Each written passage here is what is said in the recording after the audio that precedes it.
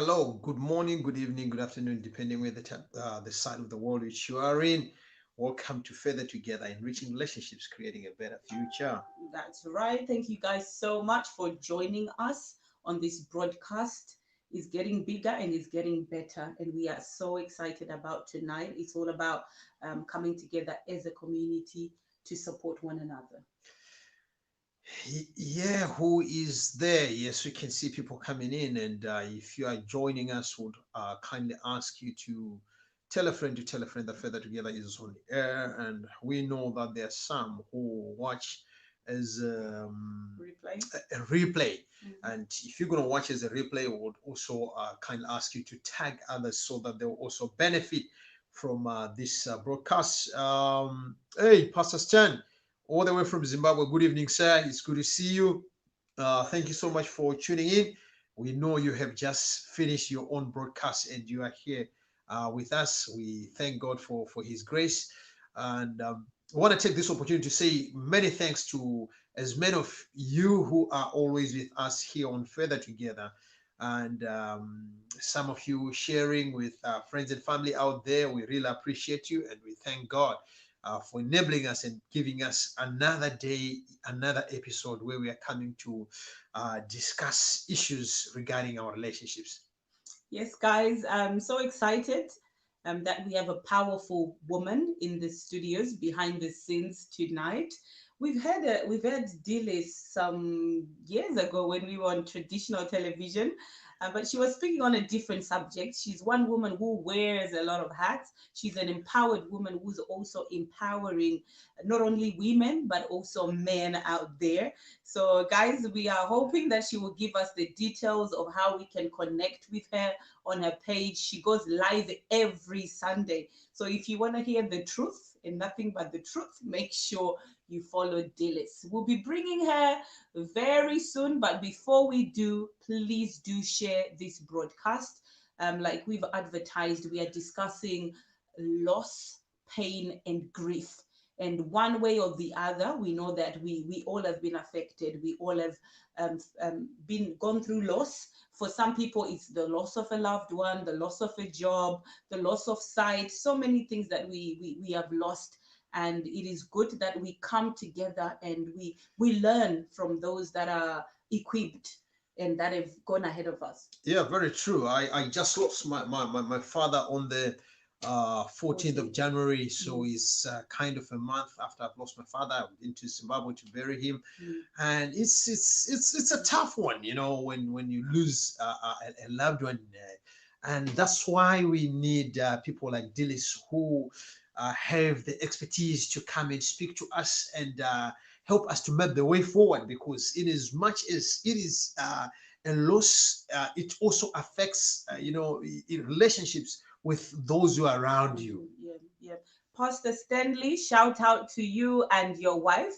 All the time we always greet you, but we sometimes forget that behind the scenes there is a beautiful woman. So thank you, Pastor Stanley, all the way from Zimbabwe. If you'd like for us to give you a shout out, please do say a hello and let us know how you are tonight before we bring Dilys on.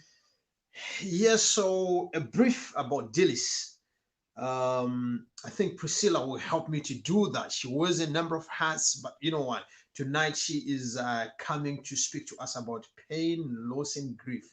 And the reason being she has been there. Hence, we have her. So before we bring Dilys, can you just give us a brief background about her? Yes, just a quick one. This is the shortest that we could capture of her. So Dilys Silla is a transformational life coach who specializes in grief, emotional independence, and relationship coaching. She's a minister at New Glory Chapel, and she's also a TEDx speaker and a woman and children's advocate and the founder of the former charity Who Will Hear My Cry. She is also an author of the best-selling book Not This Widow, a journey of grief, love, loss, strength, and survival. And she's also an author of Predator of or Prince and how to find the man of your dreams and not your nightmares. So, guys, we're gonna bring Dilys on. Good evening, Dilys. Good evening. How are you? Well, thank you so much for coming on our platform. Absolute pleasure. Pleasure. No, I must say I'm very much honored to have you tonight. Yeah, after having you on Saturday on the Man Power Packed conference, you're quite brutal, on that conference. It was very interesting, I have to say. It was very enjoyable. Being the only woman in the room, in a room full of men, speaking to men about what women wouldn't typically say to you, and having to be a mouthpiece for women in that setting was very interesting. Indeed, I it was. like the way you demystified, some of the myth and some of the things that we as Mm. men always lie to each other, and we don't confront you as ladies. So you're coming there, opened our eyes as men, and we are so grateful. Thank Coming you. we know that you have a different mission tonight, and before we get into the business of the day tonight, would you share with us the side of Dilys that you might want people to know right now? Wow, the side of me I want people to know. It's never been put like that before. I guess to maybe appreciate the fact that what you see is what you get, but you get a lot. And, I'm somebody that I like to serve people. I think a lot of the times when you're in the kind of role that I'm in, where people look up to you as being a mentor or whatever, people seem to think that you're here and you're gonna speak to them who are down there. But no, I'm down here and I'm coming to speak up to you. So I think that is something that I would like people, to know about me, that I may do a lot of things, but they are all things to serve. I am a servant to people who are in need, no matter what that need is. So I think that would be what I would like people to know about me. Wow, service. This is Dilys for you, and we are here for your service. We are here for you to speak to us and to empower and to enlighten us. And on Amen. that note, can you take us through your journey of loss, grief, and pain? Well, I lost my husband a couple of years ago, and it was a sudden loss. It wasn't something that my husband was terminally ill. He was unwell, but not something that would have resulted in him losing his life. And I think the most difficult thing for me to, that I had to deal with at that time was just the shock of it. The fact that, has this really happened to me? The first few days I was just in a daze. There were other things that I had to contend with, like cultural demands. I'm from Ghana. My late husband was from Sierra Leone. And the cultural things that you're subjected to, even though you're born, I was born and raised in England and we lived in England. The fact is, there was still an expectation as an African woman that I was expected to fulfill. What was shocking to me, that I wasn't prepared for, which apparently is commonplace. And I say this many times when I do speak about grief and what I've been through, is that an African man never dies. The wife must have killed him.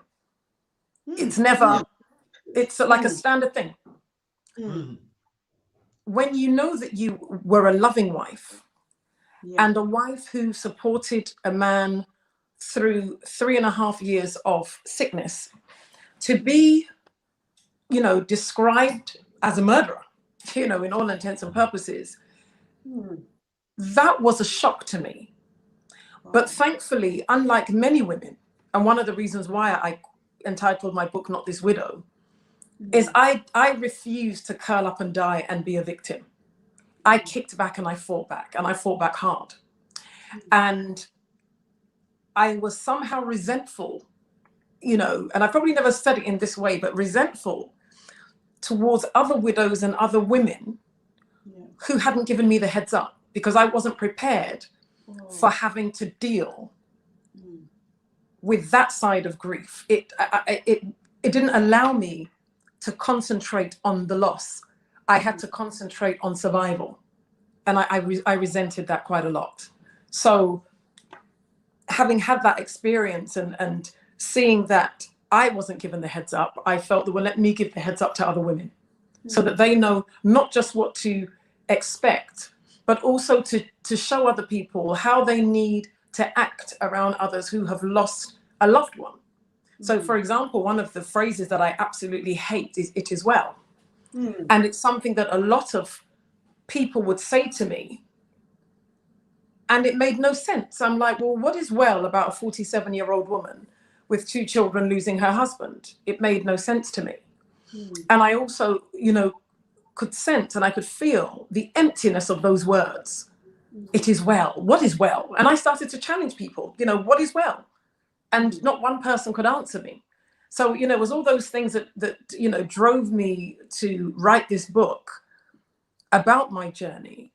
But as I said, to help people support others who have lost a loved one, because we're all going to lose a loved one. We just go in different orders. Maybe I've gone first, out of my family. My father's still alive, being married to my mum 60 years. My mother's not a widow, but I was a widow. So I think that it was that element of it that I thought, you know what, let's start to educate ourselves about something that none of us are going to escape, and see how we can show up for each other better than what I've experienced. Wow.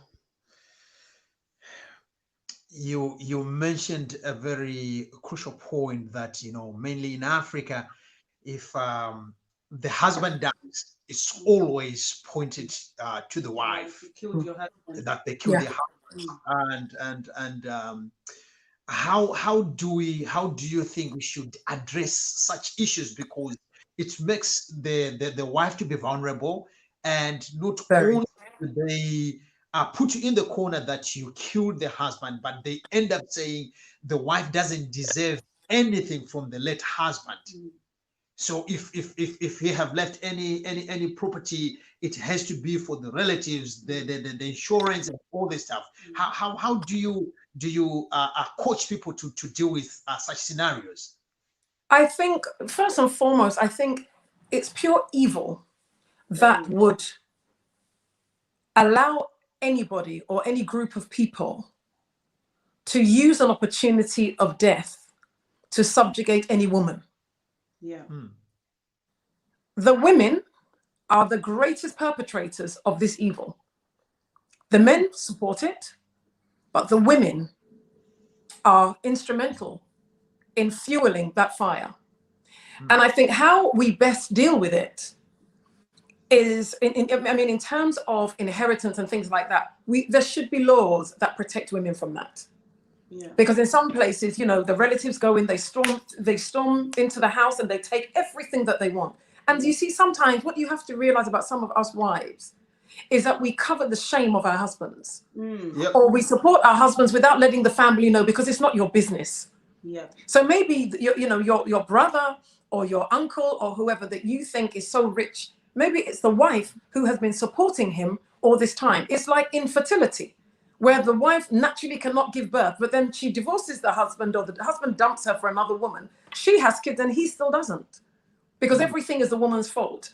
And we need to move away from this demonic misogyny and start to educate ourselves and our young men and our leaders to show the way in how marriage is supposed to be. Because there is nothing honorable about storming the house of a widow who very often has children with the person who's died, and no consideration is given to the children and the impact that loss has had on them. I mean, my kid said to me that, Mum, we can't grieve because of the way they're treating you, meaning my late husband's, some of his family members. And it was impacting my children. So it got to a point where I said, you know what, enough already.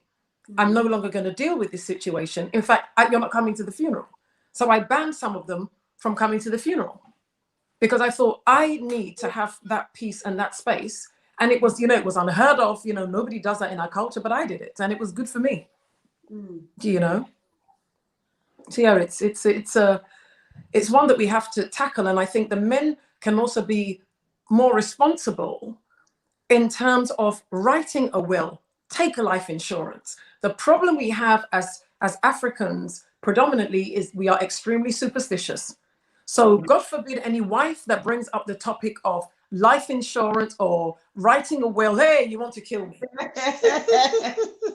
Yes. And you know, the truth is, and you see, it goes back to African marriages, because we don't marry very often for love. We marry because we've reached the right old age of marriage. It's time for us to settle down. It's time for us to have kids. We come from a family of whatever status, and therefore you marry. But we don't often marry boy meets girl. We love each other. We understand what love is, and we are building on that to have a family. And so for that reason, there are certain conversations that immediately are off limits, because your relationship was not founded on trust. It was founded on culture. It was founded on religion.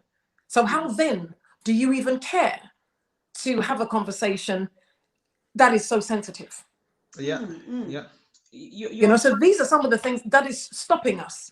Because if a man were to write a will and say, in the event of my death, this is what I want to happen, it would solve a lot of these problems. Thank you but so that much doesn't happen. for enlightening on that, us on that. One of the things that I like about you is that you express your feelings, you express your emotions with no apologies. Can 100%.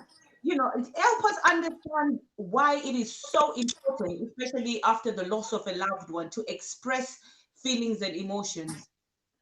I mean, for me, you're right. I've always been a very expressive person. I don't put a lot of emphasis on what people think or feel about me. The only people I care that, you know, what they think are my loved ones, people that I know are close to me without an agenda, the ones I can trust.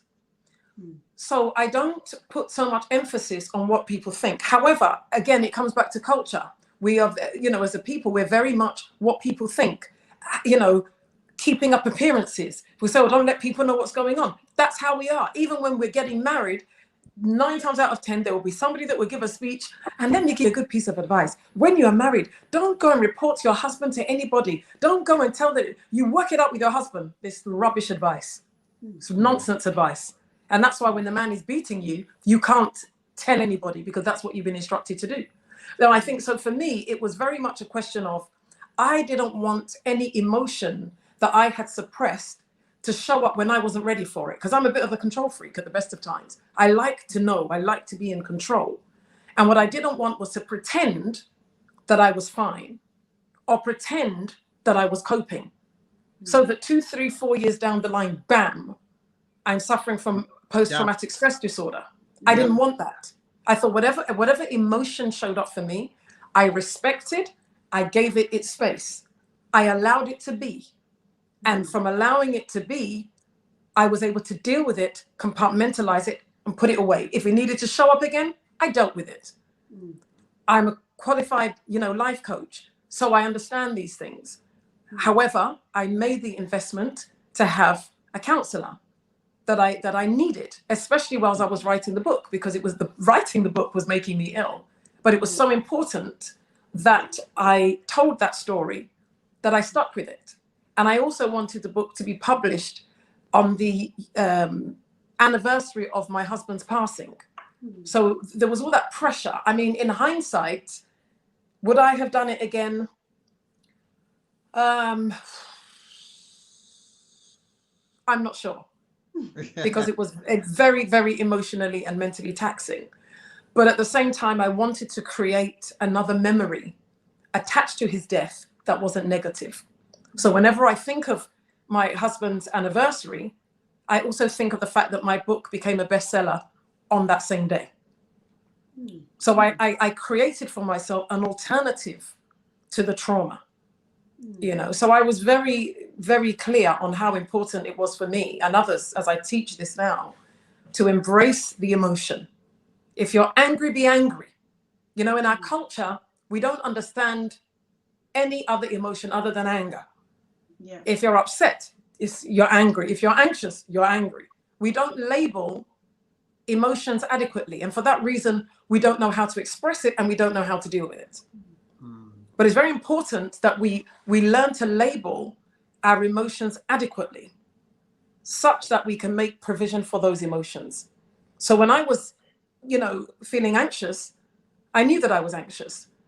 If I wanted to cry, I cried. Again, in our culture, and this I think is across the whole continent of Africa, everything is don't cry. Oh, it's enough now, stop crying. Yeah, stop crying. It's too much. What do you want the kids to say, after, if they see you crying? Ridiculous. The kids need to see you crying. Of course, they don't need to necessarily see you as a crumpled heap on the floor, but they need to see you express that emotion. My kids felt they needed to look after me. And I'm like, no, I'm the parent. We don't do role reversal here. Therefore, yes, I will cry, but you are allowed to cry.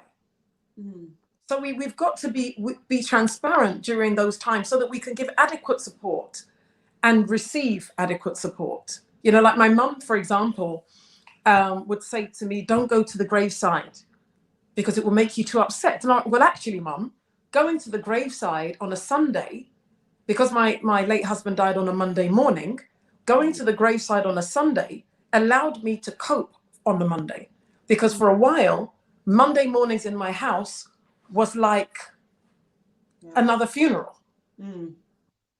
You know, but that's what allowed us to cope. But it's important to note that how we grieve, as I always say, is as unique as our DNA. People must grieve in a way that is comfortable and in line with their personality and who they are. So just the fact that for you, not going to the graveside was helpful, for me, it wasn't. Maybe for you, being able to scream and shout is how you express yourself. Maybe for someone else, they need to go away and have a quiet moment somewhere. So respect that person's wishes and how they wish to grieve, because it's very, very personal. And not doing that can hamper their grieving process very badly. That's why even here on Further Together, when you're talking of relationship issues, we always say one size doesn't fit all. Not fit all. It doesn't, indeed. It might not be good for you. It might not be good for her. So we have to understand, what is best for them, even relationships. Hence we say, understand your partner. I can't come and say, the pin code, this is what I'm telling you to do to your wife, because what Chris is not what Dilys likes. So absolutely, individuals, and we have to respect that the difference. And Dilys, coming from Africa, we have seen that there are after losing a husband, there are uncles and their neighbors or men around who take advantage of the vulnerability of those people. In the guise of I'm comforting you, and it's gonna be okay. They want to even comfort even in the bedroom, right? Ending up sexually abusing the wife. How do you advise people to deal with such, and how do you manage to deal with such? I mean, with me, ain't nobody coming to sexually abuse me. Let's get that straight. That ain't gonna happen.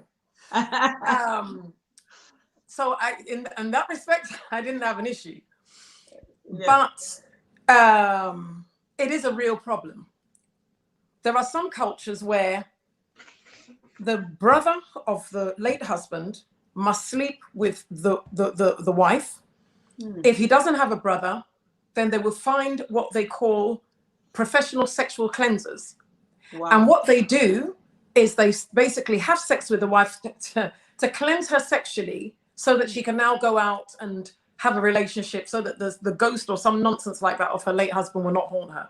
Now, we all know that that's just rubbish, but these are some of the things that still go on. So I am, an advocate for widowhood rights as well.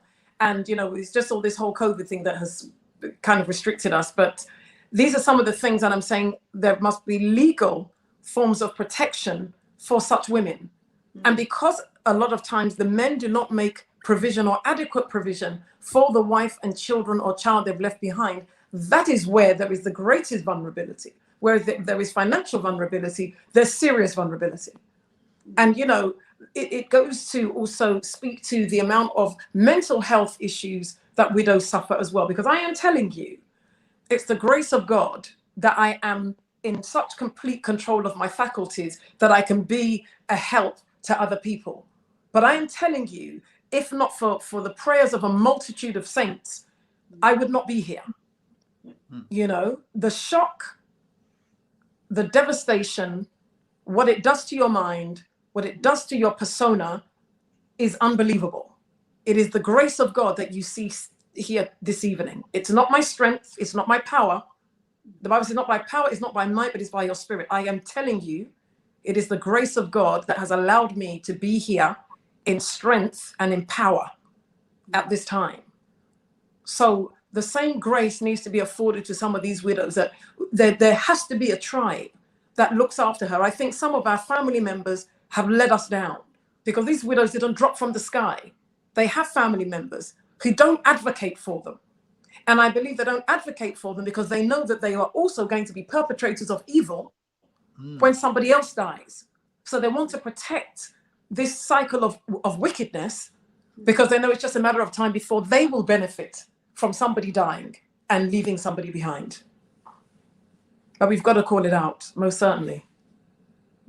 Yes, these are real issues that needs to be addressed, and we are here tonight with Dilys, discussing the issues of pain, grief, and loss. You know, how to cope and how to bounce back after losing a loved one, especially to women. May I say good evening to those who have just joined us, precious. I can see my elder brother Enoch is there, Mahogo, John Makombe. How are you, young man? How is it? Reverend Jacob, thank you for joining us. He is one of the people Priscilla owes to report me whenever I'm being noticed. Yeah. So he's here. That's good. Right there. Be fine. How are you, my brother? All the way from Nigeria. How are you? It's good to see you tonight. Thank you so much for joining us. And you know, there is this issue that as Africans we don't normally talk about, the issue of guardianship. And yes, when I was doing my insurance and after doing all these things, we sat down, and it's as an African man to talk about guardianship, you're thinking, am I about to die? So that's what I'm saying. You know, we're so superstitious that we don't speak about something that can happen to us at any time. Yep. You know, and I speak about that in my book, about how do you remain in faith as a Christian, but also be practical. You know, there has to, in everything there has to be balance. Yeah. In everything there has to be balance. The fact is, people die every day. Miles Monroe. Yeah. It's gone. People die. It happens. So it's naive, as it is a little bit prideful, not to make provision for when you die. And the thing is, you making provision is the greatest act of love towards your wife and your children, and vice versa. Can you say that again, please? You hear that, I said, making provision for your wife and children is the greatest act of life you can show to your wife and your children. Why, after you die, would you want them to suffer? And let me tell you men something. Don't deceive yourself that when you die, your family will look after your wife. It's a lie. 9 times out of 10, they will turn to Lucifer's little helpers. I'm telling you. Because people change when they think there is property and money. When you're alive, everybody's friends. But the moment the man dies, what did they leave? What's your business? He left a wife and children. You know, I had to ask some of my husband's family members. My husband was ill for 3.5 years. I don't remember one day anyone even picking up the phone and saying, Dilys, we want to pray with you. There were some of his family members who were great. But the ones I'm referring to, the ones that made the most noise, like they say, empty barrels make the most noise. Those ones that accused me of killing my husband, you know, of all sorts of rubbish. Where were they? Not once in 3.5 years. I didn't see any one of them pass through this house to offer any support of any kind. But the moment he passed away, I'm being asked to give an account of this and give an account of that. It's disgraceful. It's really disgraceful. So I think as men, you should try and find somebody that you think you can trust. And, you know, I was saying to someone that when we do these traditional marriages, I think part of that process, we should have somebody who's a designated member of the family, that if anything happens, that is the go-to person. By rights, nobody should go to the wife directly. Really and truly, nobody should really go to the wife directly. There should be a designated person that you go through. so that the wife can be protected. And I think we could practice that in all cultures. Do you see what I'm saying? As opposed to somebody ringing me up, because their whole beef was the fact that when they called, I didn't answer the phone. That's where all this started from. Just as something, an act as simple as that. And I'm like, I just lost my husband. I'm in shock. I'm not picking up my phone as if I'm arranging a party. And in most cultures, you don't answer the phone. You don't answer the front door. We don't do that in my culture, you know. But I think it would be a good idea for there to be a go-to person that you don't approach the widow. You go to a designated member of her family to communicate. And that, I think, will go a long way to protect that widow. You guys, I hope you're getting a glimpse into why Dilys wrote the book, Not This Widow. And indeed, not her. I think it's time that we step up and put the boundaries in place as a society and as a community, so that we can support one another during these trying and difficult moments. Yes, and I'm also sure, I think our internet is playing up on Dilys, but she'll definitely have to join us. Because we also want to understand that all these things that she's saying, are they applicable to the opposite sex? We have heard men who have lost their wives as well, and to a certain extent they also suffer a lot of pressure. So how do men who have lost their loved ones deal with such issues? This is a vast topic, and if you're just joining us tonight, we are dealing with loss, pain, and grief, and we are mainly looking at those who might have lost their loved ones, mainly women who have lost their husbands. This is a big issue in our community, especially if you are from the African community. It's a big one, because there's name calling. There's, you know, I saw Reverend Maforo quoting Dilys saying, African men do not die, they are killed. And that's the community, or that's the type of life that we grew up in, being told that, you know, he died because the wife killed him. And I'm not so sure whether the very same thing is applicable to the opposite sex.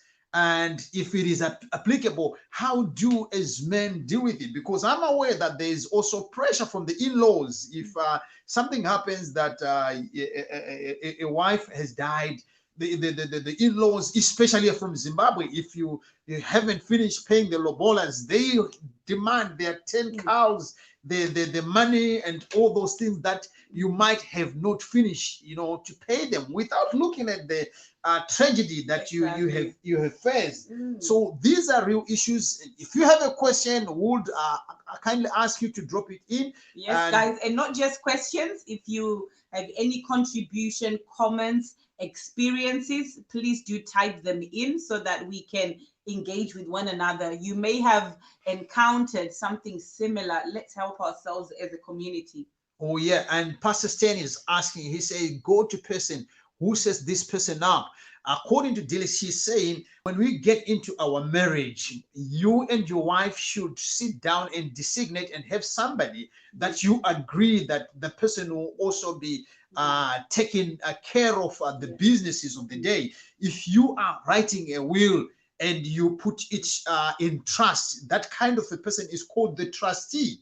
So what Dilys is advocating for is, in our community, we always have our weddings, which are cultural weddings. But whenever you are going to have a will, you definitely have what you call a trustee or a board of trustees. Those people who oversee the things should you go. But within the African culture, we don't have a Priscilla and I don't have a trustee.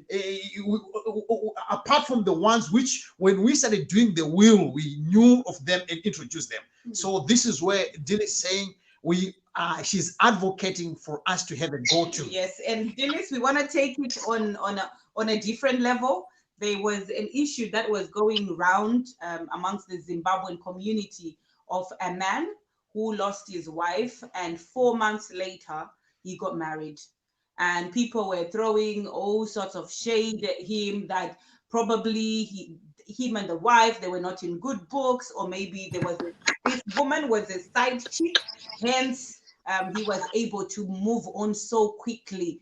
having gone through loss yourself, just give us a little light so that probably there are some things that we may not understand, which you may be able to understand.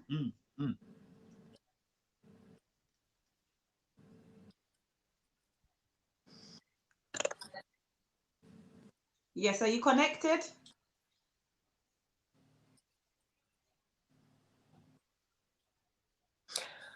I think there's a few issues here for me.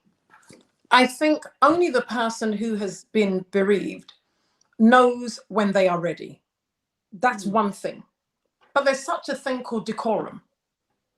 And I think out of respect for the person who has passed away, not wanting to take the focus of them having passed away, getting married within 4 months, it doesn't afford that person's memory respect. And I think for your new wife, you're not putting her in a good light. And I think it's quite selfish for those reasons.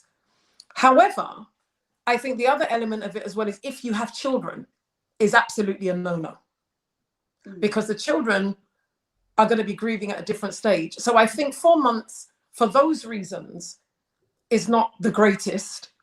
And grief, it is a hard thing, and it has a way of showing up when you least expect it. But I think 4 months, at least let your wife's body be a little bit cold in the ground. As I said, for the new wife, I don't think, like the Bible, let's keep it simple. The Bible says that all things are permissible, not all things are wise. I think in a nutshell, that sums up that situation. Nice one.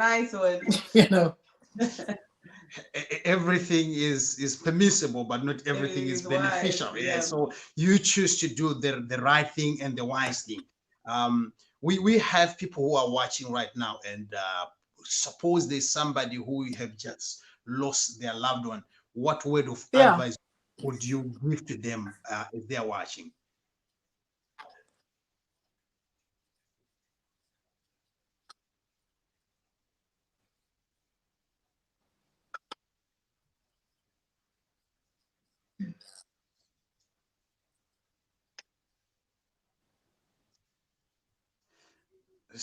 Apologies, guys. Our internet connection is slightly is lagging, and are you there, Dilys? I think, as I said before, it's really just allowing yourself to grieve your way and having the strength to block out the noise, because people will come with all sorts of advice, but when you've been bereaved, it's very prickly. You're very sensitive to everything, and if you're not careful, it would drive you into a really bad place of depression. So you have to be bold and say, this is not helpful to me.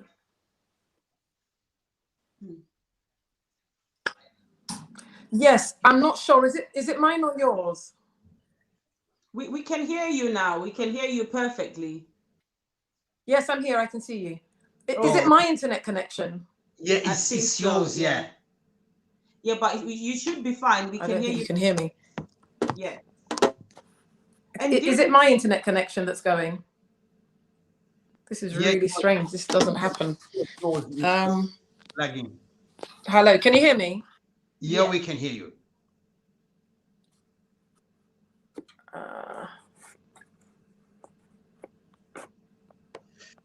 Apologies, ladies and gentlemen. The internet is kind of lagging, but we are almost there.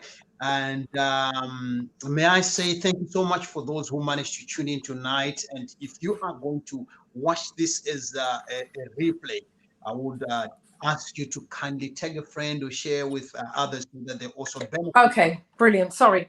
I was just saying that it's important that you are able to block out the noise of... So I say again? Yes, go ahead, Dilys. Okay. So I was saying that you just have to block out the noise of other people.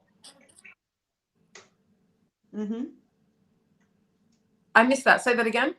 Yes, we are hearing you. You're talking about how the other person should block out the noise. So yes, carry on. I'm like seeing you in slow motion. Yeah, it's the internet. I'm not hearing you. It's the internet. Okay, All right. so I was just saying that, you know, just to block out the noise of what other people are saying and be bold and be bold and tell people what does not feel good. So like for me, it is well was not helpful. So I stopped people from.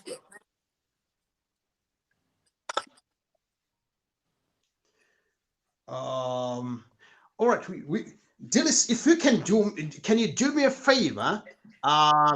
We kind of struggling to hear each other, but before we close this session, there are some people who might want to get in touch with you for help, because this is what you do, and this is I mean, you're an advocate, you are a coach, you are a minister as well. So there are people who might want to get in touch with you. How can they get in touch with you? Okay, she's off. So yeah, let's just give shout out and we can close. Yes, we are ignoring how that person's mental state will be like to make such a decision.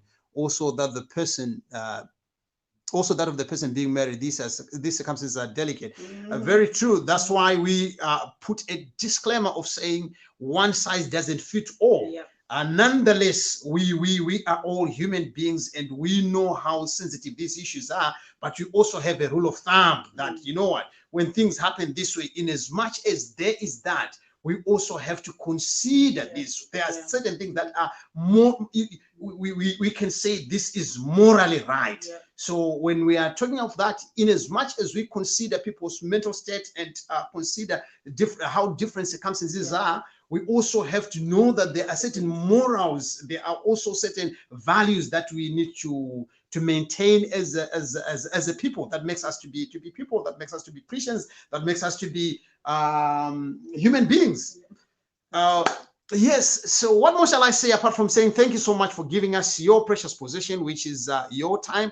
We will be back again next week, and I hope you will share with a friend, to tell a friend that we are on air. We were on air discussing about pain, loss, and grief. And guys, we will put Dilys details right on this broadcast. So if you need help, if you need support, if you've gone through loss of any kind, pain or grief, and you feel that you need someone's hand to carry you through that process, we have Dilys available. So we'll put her details on the screen. And I will not close this session up without telling people to say, you know what, death is real. It's a matter of when it happens. So if you do not have life insurance, go get one. Go get life insurance.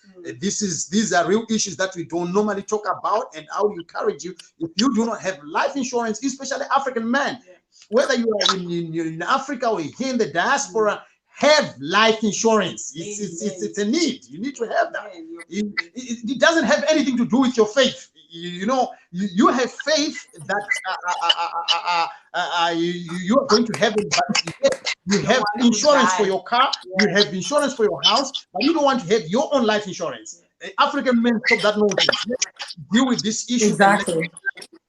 Yes, that's correct. Dilys, you are back now. Can you just give us your details if anybody wants to get in touch with you for coaching, especially during this difficult season?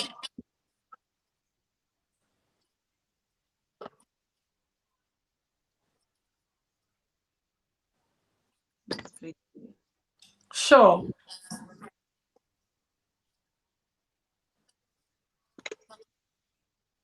Yes, so if you just take a note of my name, that's how it's spelt. You can find me on Facebook.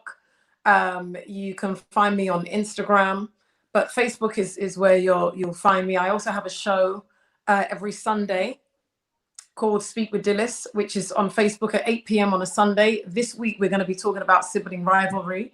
And as of Monday, I also have my own radio show by the same name on Injection Radio. So if you look for me on Facebook, you'll find my details. The book, Not This Widow, is also, let me just put it here, is also on Amazon. So you can find this book there as well. And that talks about grief and how we can, you know, manage our grief in a way that is bearable, and how we can live, you know, a good life even after bereavement. Dilys, we really want to take this opportunity to say thank you so much for affording us the opportunity to sit down with you and take Can you still hear? issue. Yes.